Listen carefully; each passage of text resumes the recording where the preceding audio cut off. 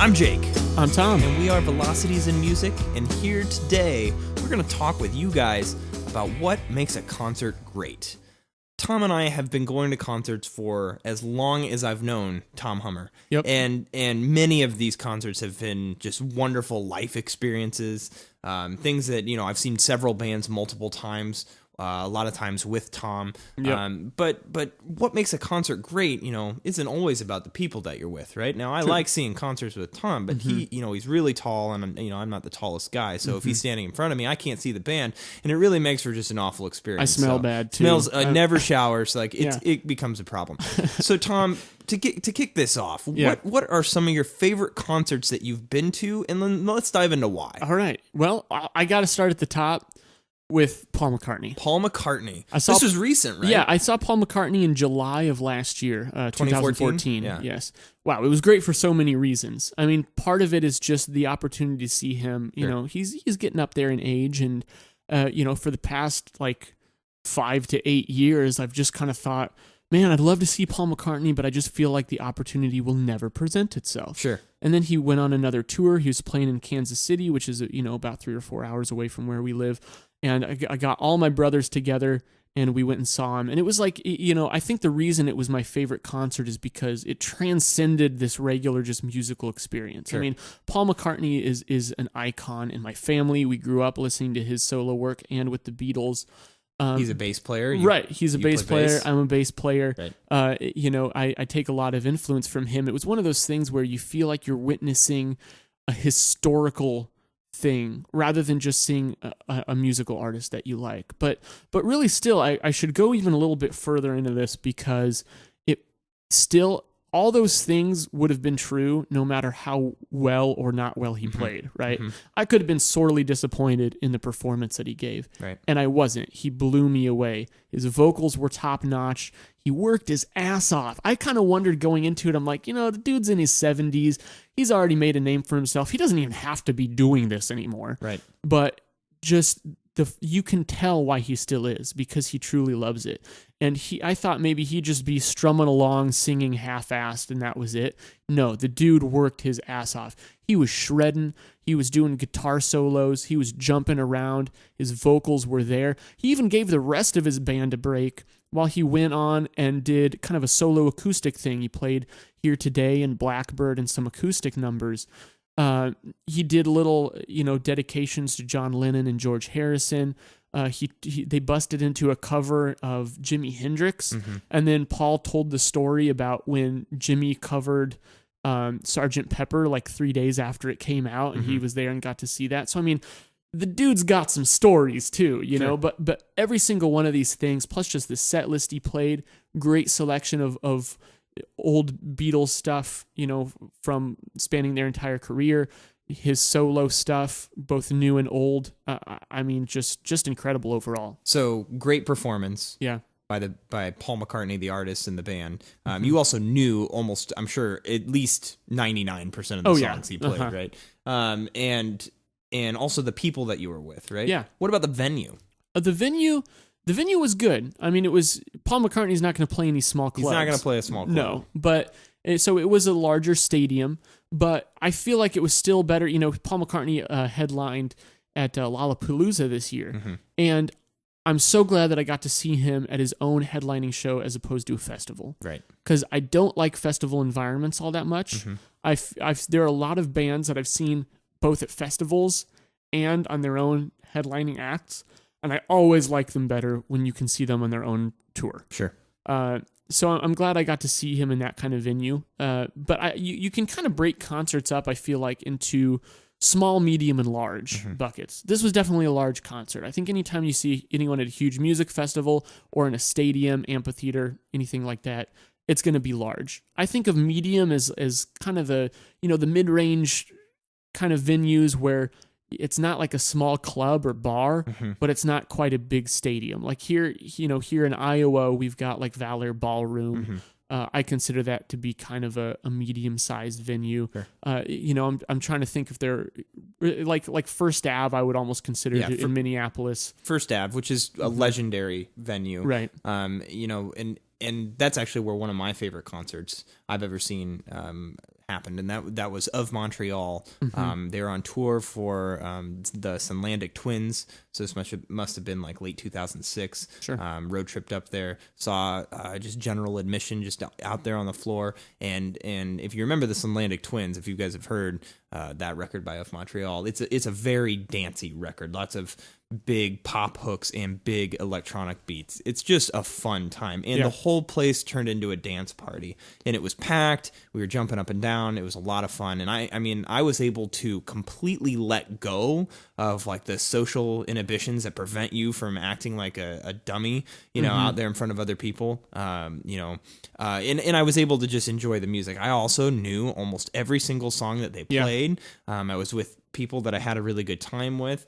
And curiously enough, I was not under the influence of any substances, and was just enjoying myself, right? And had a blast. And like other concerts that I've seen, one with you, which was, I would say, was at a bigger kind of almost on the arena size venue, but we saw the National in 2013. Oh yeah, down at the Starlight Amphitheater in Kansas City. Great venue. That is, my gosh, what a wonderful venue, and it's fairly large, right? But it felt intimate, right? And I would definitely say, to me, that's on the large side of medium. Right. I think that venue holds maybe about 8,000 people, which is a significnot amount, but still, you've got those like 20 to 40,000. Right. You're not stadiums. in balcony seats, right? Right. You're not. You're not playing in like a football field. Right. But that was amazing. I saw one other concert there this last May, and that was Beck and Willie Nelson. Yeah. And that was incredible. And it's funny because I don't think either act even performed top notch. Right. Beck was actually screwing up all over the place. Right. He even apologized in the middle of it. He's like, "It's May, and this is the first concert we played all year." And he may or may not have been using some substances. Right. But the thing is it felt like such a personal experience that I didn't even care. I don't care when bands mess up. It happens from time to time. Remember when we saw the Flaming Lips up at Myth in St. Paul, and that was definitely one of the best concerts I've ever seen. I think you would agree, right? It is my favorite concert. Oh, okay. So you'd put it number one. It is my number one. I would definitely put it in my top 5. Yep. And I distinctly remember Wayne Coyne screwing up the lyrics to Fight Test, and he sang the first verse twice instead of when he was supposed to start the second verse. And little things like that make me chuckle because, it sucks that smaller, more unknown acts can't get away with stuff like that. Right. But when you're a bigger act, you do that, and people almost just kind of think it's cute. It gives you something to remember about the experience. It makes the artist more relatable, right? Right. They're human. And it's authentic, right? They're not faking this. It's not a lip sync like during the Super Bowl show. Like they're really actually singing these things, and if they mess up, like they're human, right? They're just like you. You could be that. It helps connect them to you. Absolutely. And speaking of that Flaming Lips show, and that was at the Myth Amphitheater in St. Paul, Minnesota, and this was a long time 2007. ago. Okay. Fall of 2007. I trust you. But Wayne Coyne was such a showman, and that's where I think one of the major factors of what makes a good concert, what makes a concert great, is how much the artists themselves are able to connect you, the viewer, the concert goer, to the act itself, to make it a more holistic, we're all in this together sort of experience. And that is what Wayne Coyne, and anyone who's seen the Flaming Lips, they're well known for their live show. Anyone who's seen the Flaming Lips knows this because Wayne Coyne will go out of his way to connect you to the music, to connect you to the concert experience. Wayne Coyne was they would shoot confetti into the stands. They handed out laser pointers, and then at one point in one of the songs, the lights go out and there's a big thing that says 3, 2, 1, point your laser pointer at Wayne, and he holds up a mirror, right? And so the whole arena was just lit up by laser pointers, and not to mention that all the music was great. We were on the floor and people were dancing, and it was just a very joyous, awesome experience, awesome in the true sense of the word. That's what I think really connected me emotionally to the bigger picture of what was happening at that time. And involvement in concerts at that level is amazing to me. You know what I hate though is the freaking hand claps. You can't get away from them, man. When we saw 9 Inch Nails this last time, after when they were touring for Hesitation Marks a couple years back. Even then, doing the hand claps. I think they were doing the hand claps when we saw Mastodon. Right. Like, no matter what genre, you can't get away from that, and I hate that. I know some people really get into it. Right, but like, I don't want to be there to clap along. Honestly, to that point, I don't even want to participate. People get all about audience participation, and what you were saying about the laser pointers and stuff, that was cool. Yeah. But I don't want to be there to work. I don't want to be there to participate. To me, it's a very, I feel like a voyeur. I feel like, like I'm watching something intimate, and I just zone out and I get into just the watching of it. It's a very visual experience to me. I don't really necessarily want to get sucked into it. Same reason I don't go up to mosh pits and anything like that. I like to hang out kind of in the back and just observe. Right. A couple of years ago, we went up to First Ave and we saw Elbow.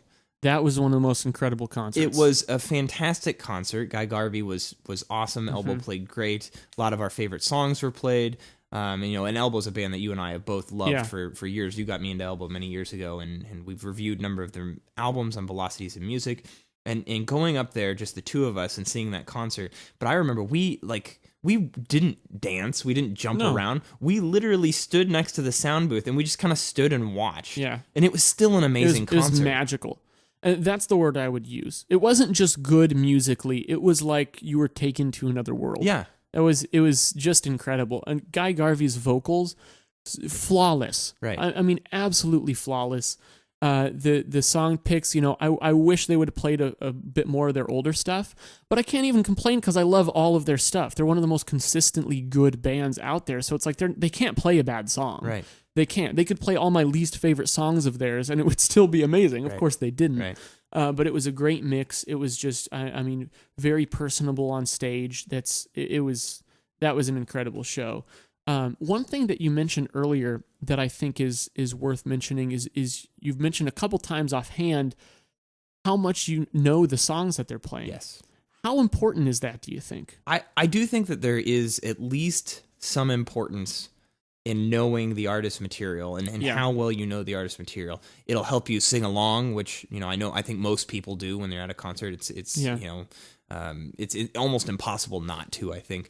But in general, I think you just have more of an enjoyment for that. And it's always hard when like an artist comes out, an artist that you've been into for a long time comes out with a new album, and maybe that album came out like last week, and then you're going to see the concert the next week, and then they play 10 of 12 new songs from the new album, and you don't know any of them, right? I agree. I don't get into it much when bands play new songs. Like, it's kind of neat because you feel like more you get bragging rights than anything. Like, oh, I saw this band play this new song that hasn't been released yet. Yeah. Like, yeah, that's cool. But like, I'd almost always rather hear a song that I already know that means something to me. Absolutely. And for me, the concerts that I've gotten the most out of has certainly been the concerts where I knew the majority of the songs ahead of time. I do want to call out, there are a few examples for me of times when I haven't known an artist's material very well, and I was still blown away by them in concert. And it's rare. And so when this does happen, it ends up being very meaningful to me because I think it's really, really difficult to make an impression and win someone over at a live show, make a new fan out of someone who had never listened to you before. One time that happened to me was I had the opportunity to see Ween in the summer of 2006. It was one of the first concerts I'd ever been to. I had just turned 16. And I had actually only listened to Ween. I was pretty familiar with Pure Guava and Chocolate and Cheese. Sure. And I liked those albums, but I was still getting into them. But at the same time, they're playing in Des Moines, and I can't pass that up, right? So I went... At 16, you were into Pure Guava? It was difficult, man. Boy. It took me a while to really get, but then when it clicked with me, I'm like, this album is incredible. Tom was a little out there in high school. Here's what's funny. I actually didn't really love them until after I saw them live. Yeah. When I saw that concert, I probably only knew 20 to 25% of the songs that they played. Sure. I knew stuff from Pure Guava. I knew a lot of the stuff from Chocolate and Cheese, but I hadn't really gotten to dive into the Mollusk, their country album. This was before La Cucaracha came out, but I hadn't listened much to, like Quebec or White Pepper. Mm-hmm. And they played a really good range of their material. and I was blown away. I loved them. And so I went back and I started diving into this stuff. And it's funny because when you hear a song for the first time live, you rarely remember it, I feel like. But I remember they played the Mollusk, the title track, live. They played Blarney Stone, several other tracks. They played Piss Up a Rope from their country album. And all those songs, I distinctly remember how they were live, even after going back and finding that the albums that they came from. Right. So that was incredible to me. Another one like that was Man Man. Mm-hmm. I saw Man Man open for Modest Mouse, also in fall of 2007, when Modest Mouse was touring for We Were Dead Before the Ship Even Sank.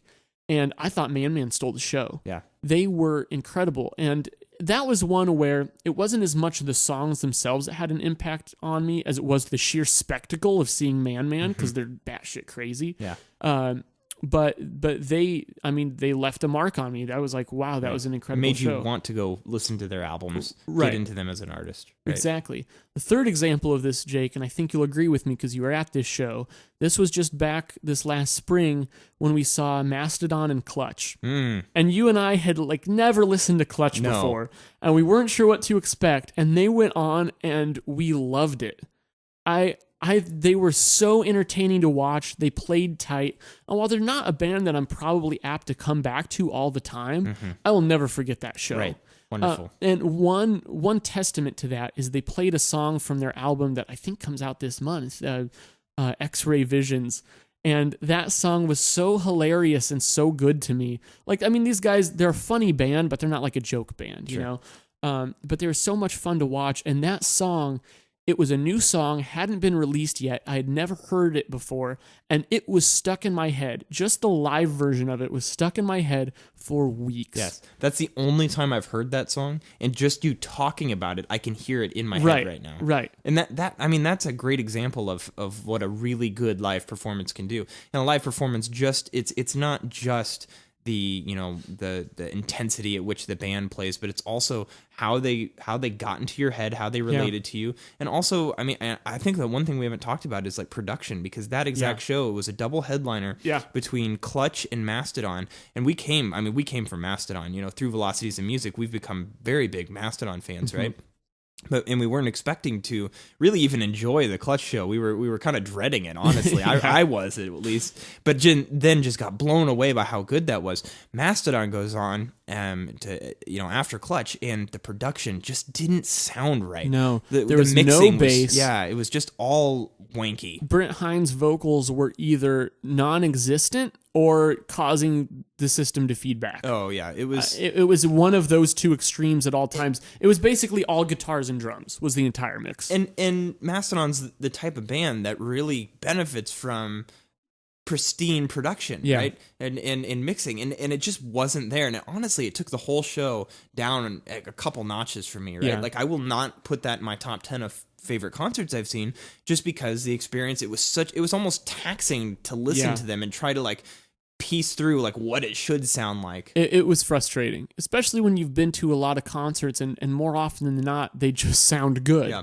It's just something you take for granted. You expect a concert to sound good, and so when it doesn't, it's sorely disappointing. Yeah, and thankfully now, with just the level of professionalism that most artists have and what it takes, the competition of how many artists there are out there, you have to be pretty good at this. Have to have a really good live show to really make it anymore. And so thankfully this is a pretty uncommon experience to have a show that just does not sound good. Yeah. But one thing I will say is that, you brought up earlier that festivals often are usually not the best or the best show you'll see from that artist. You'll get a much better show if you see them on their private tours.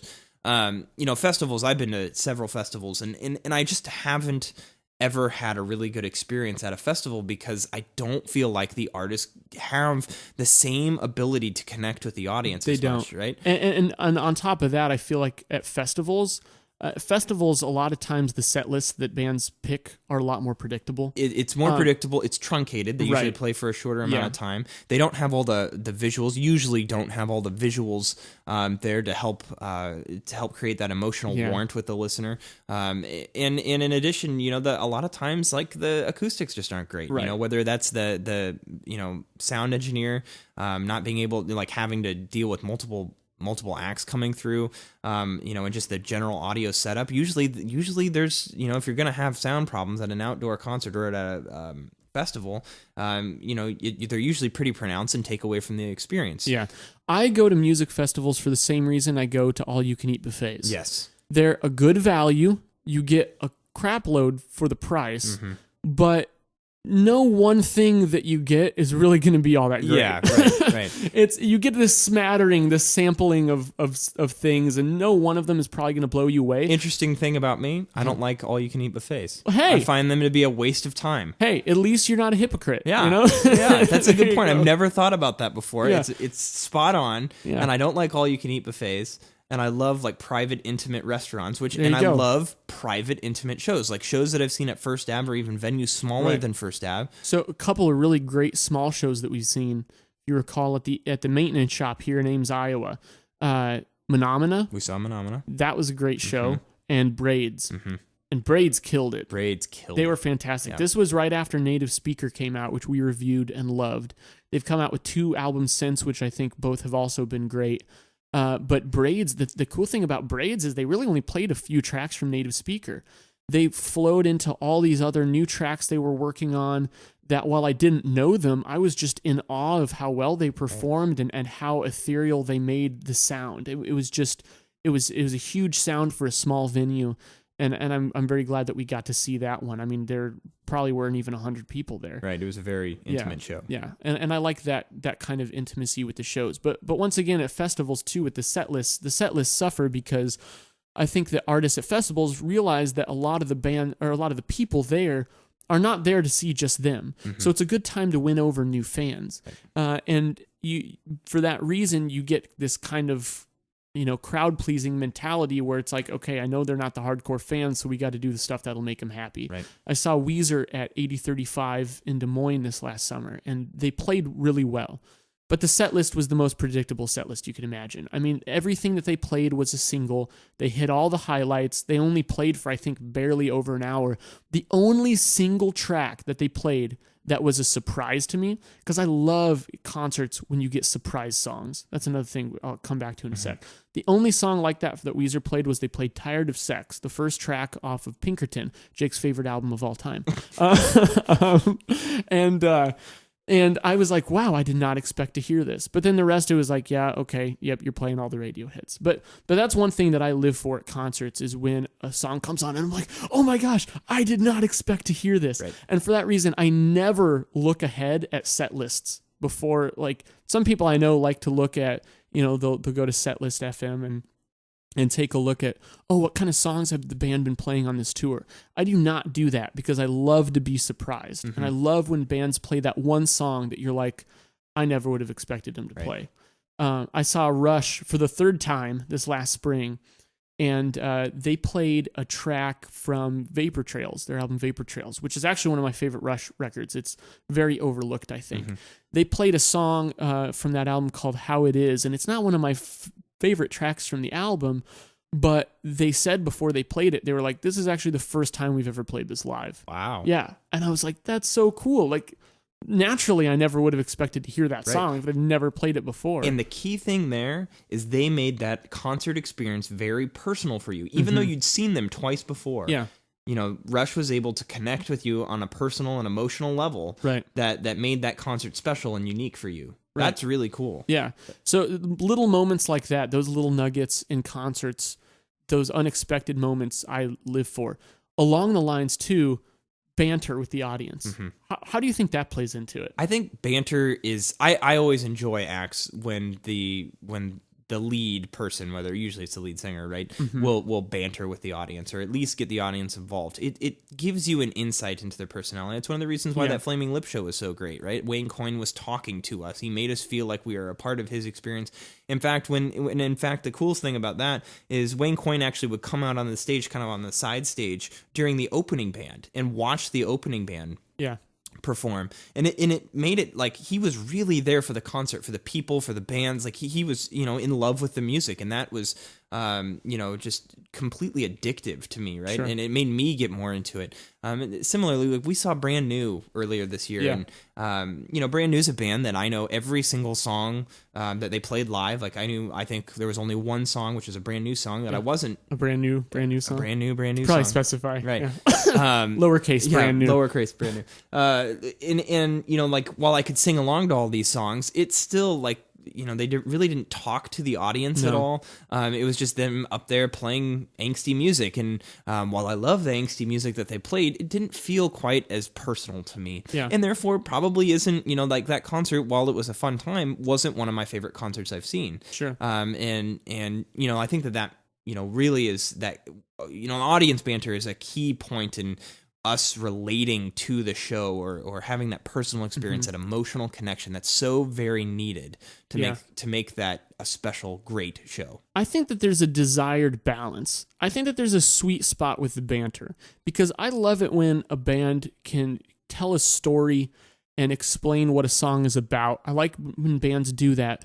But if they do it for every song, and they spend a minute and a half between each song talking about what the next song is about, you can't help but think, if you had eliminated that from the set, could I have had much more music? Exactly. Right. Could I have had my next 3 favorite songs of yours? And a lot of that depends on the artist and their level of charisma that they have. If David Byrne were to come out and talk with you, I could listen to David Byrne talk all day, and that would be worth the concert ticket price in and of itself, right? But so you bring up David Byrne. This is what we're talking about. Okay, so you and I saw David Byrne in St. Vincent a few years back at 8035 Music Festival in Des Moines. And that was an incredible show. It was a great show. They played a great mix of Talking Heads material, David Byrne solo material, St. Vincent material, and their collaborative album, Love This Giant. And they performed so well. They had the full, brass band with them. But the one thing that really blew me away, and this has happened with a few other concerts that I've seen as well, but it's a rare gem, I feel like, of a concert, when you feel like the vocalist is better live than they are on the album. Absolutely. David Byrne was stunningly good, even in his age, which he's not a super old dude by any means, but, he's been around for quite some time, 30 to 40 years. And his vocals, I thought it sounded better than the old Talking Heads records. Absolutely. I felt the exact same way when we saw Radiohead. I thought that Tom York's voice somehow just sounded even more full than it does. Guy Garvey, Elbow. Guy Garvey, same way. Same thing. Just Guy Garvey's vocals were just butter. Yeah. They were just silky smooth, amazing. Yeah. But now, so I'd like to take this from the opposite approach too. What can really kind of ruin a concert?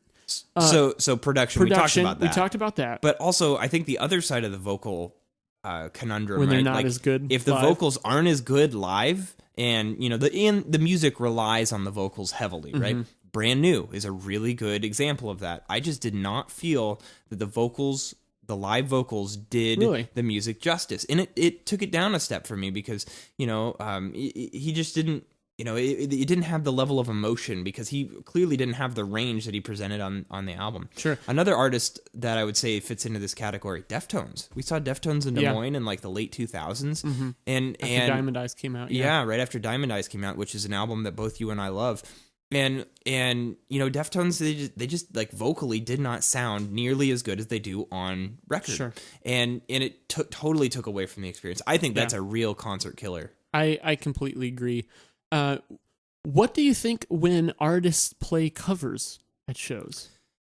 I'm a little different here, because I've never been a big fan of covers. I like when bands cover other artists, other songs, famous songs, and they make it their own. One time, I've seen Of Montreal 3 times, all at First Ave in Minneapolis, which is a wonderful place to see Of Montreal, or any band for that matter. But one time, at the very end of the show, they covered Nirvana Smells Like Teen Spirit. Yeah. Of Montreal covering Smells Like Teen Spirit. And the place went wild. Everyone was jumping. It was the most intense moment of the entire show.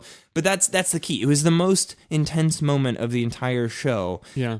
And it was because they played a Nirvana song. I mean, There's an element of the unexpected there that I think makes it a little bit more valuable. And I mean, Smells Like Teen Spirit has to be one of the most popular songs ever written, ever made, right? And so everyone knew it. Everyone was jumping up and down. But here's the deal. They played it very similarly to the way that Nirvana performs Smells Like Teen Spirit. And so for me, it was like, what I'm just watching some other band play a Nirvana song, and it didn't resonate with me, right? Like there was all this excitement, and I remember just standing there just being like, really? This is it? Like I would have much rather had another song from Montreal. So, that definitely took it away from me. Now, I know I'm probably in the norm here. Or not in the norm. Yeah, and I think I do like live covers a bit more than you do. Yeah. But I completely agree that you have to make it your own. You have to make it worth it for me. So when we saw Melt Banana a few months ago, they did a cover of Devo's Uncontrollable Urge. That was awesome. And that was really cool. Yep. That was unexpected, but it was an interesting rendition. They definitely made it their own. Yeah. I've seen the Flaming Lips 3 times, and each time I've seen them, they've played a cover. Mm-hmm. The first time when we saw them in 2007 at Myth in St. Paul, they closed the set with a cover of Rolling Stones' Moonlight Mile. Second time I saw them at 8035 in Des Moines, they did a cover of Song Remains the Same by Led Zeppelin. Mm-hmm. And then this last time I saw them, which was Riot Fest 2014 in Chicago, they did their cover of Lucy in the Sky with Diamonds, because, they did the whole Sgt. Pepper thing recently. And I thought all of those were very interesting. I like hearing that, but at the same time, the pick was a little bit predictable, and the way that they covered it each time was a little bit predictable. Mm-hmm. I mean, think about the bands I just named that they covered. It's Rolling Stones, Led Zeppelin, and the Beatles. Right. I mean, pretty much the 3 biggest bands of all time. Right. I think it would have been interesting to see them cover something a little bit more offbeat. Totally. But still, the Flaming Lips are an offbeat band on their own, so really anything they do is going to be kind of interesting. Yeah. But yeah, it's something I'm a little mixed on. I think you got to do it right, but sometimes it can really be a treat, especially if it's something unexpected that was a big influence on that band that you didn't expect to hear. So to summarize, of all the categories that we've been talking about here, kind of at random, just through our own personal experiences, we've talked about, obviously the artist and your familiarity with the artists and their material, the set list that the artist plays, the production of the performance, whether that's lighting or just the overall mixing and sound quality and visuals and things like that. The people that you're with, the venue, all of these things contribute into making a concert great. Tom, if you had to pick one thing that you would want in the next concert you go and see, which actually might be of Montreal. True, yeah, in October. Yeah.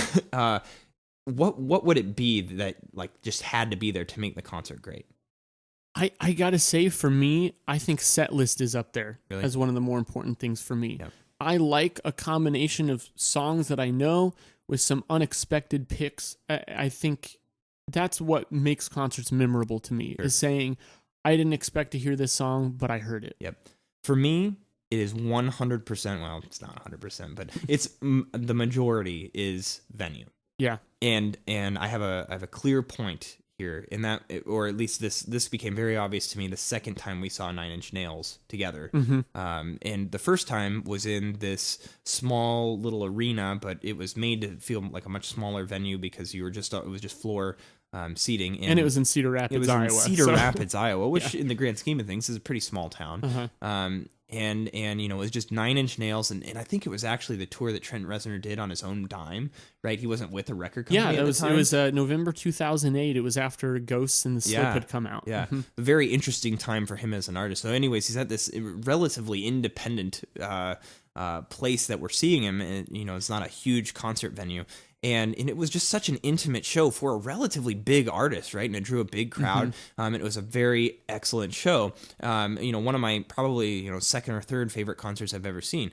A few years later, seeing them up in St. Paul, Minnesota, in an arena. We were in a balcony seat. We saw Explosions in the Sky, another band I've seen previously, opened for them, and both Explosions in the Sky and Nine Inch Nails in the arena seating, especially when we were up in the balcony. Man, kind of a side view, too. It totally took away from the experience. Yeah. And I've seen Arcade Fire at an arena, and I was up in the balcony, and it totally took away. from the experience. And maybe those experiences would have been much better had I just, shelled out the money or for the floor seating to get down right in front of the artist and everything. But for me, just being that far back, it made me just not connected with it. It wasn't a personal experience, and so therefore I have to say venue. Yeah, another thing that I think is worth mentioning too is how genre can play into it. Sure. So I want to relate a quick story here of last summer 2014, when I was in Chicago at Pitchfork Music Festival. And Pitchfork had a very eclectic mix of artists there. And in particular, the electronic and hip hop artists I've just felt were lacking in the live category. And I've actually I like a fair amount of electronic music. It's something I'm kind of picky about. But I just don't think it translates well onto the stage. I saw John Hopkins, whose album Immunity we both loved. Was really excited to see him. But to me, a concert, it's a very visual experience. Otherwise, I'd just listen to a live album. I want to see people play. I want to look at their guitar technique, their drum technique. Yes. I want to see how they're doing that. You should have seen me when I saw Primus. I was just watching Les Claypool's hands the whole time. Andrew Bird even. Right. Oh, Andrew Bird's technique on the violin, all the instruments the looping he plays. pedal. Right. But a lot of hip hop and electronic, I feel like, lacks something. And you can do something with it because, LCD Sound System, Daft Punk, these artists blow it away live. What was really interesting about Pitchfork last year was the hip hop acts. We saw Earl Sweatshirt, Schoolboy Q, Danny Brown, and pretty much all of them. It was just backing tracks being played and them rapping over it. They had some kind of DJ or hype man, and then they were rapping over it. And then Kendrick Lamar came on the last night as the headliner. He had a full band with him, guitarist, bass player, keyboard player, drummer, killed it. Absolutely incredible performance by Kendrick Lamar. He made all the other hip-hop artists look like a joke. Made it look like they just got on stage, hit play on an iPod, and rapped over it. It's not something that I can get into because there's nothing to visualize, really. Right. We need to talk about his new album at some point. But at some point. Let's save that for Let's another just tease show. everyone. Yeah, let's save that for a later show. All right. Speaking of later shows, next week we're going to talk about Modest Mouse, the impact they've had on rock music, indie rock, and the indie scene in general, and what Tom and I think of, Modest Mouse as a band. We've reviewed a couple of Modest Mouse records over the years, I think, but I think giving a full look at their discography would be a really good endeavor for this podcast format. So to wrap this up, questions for you guys. What are your favorite concerts that you had the privilege of attending, and what made them great? What specific factors made them great, and who would you recommend that everyone go see if they get the chance to? I'm Jake. I'm Tom. We are Velocities of Music, and we are moving music discussion forward.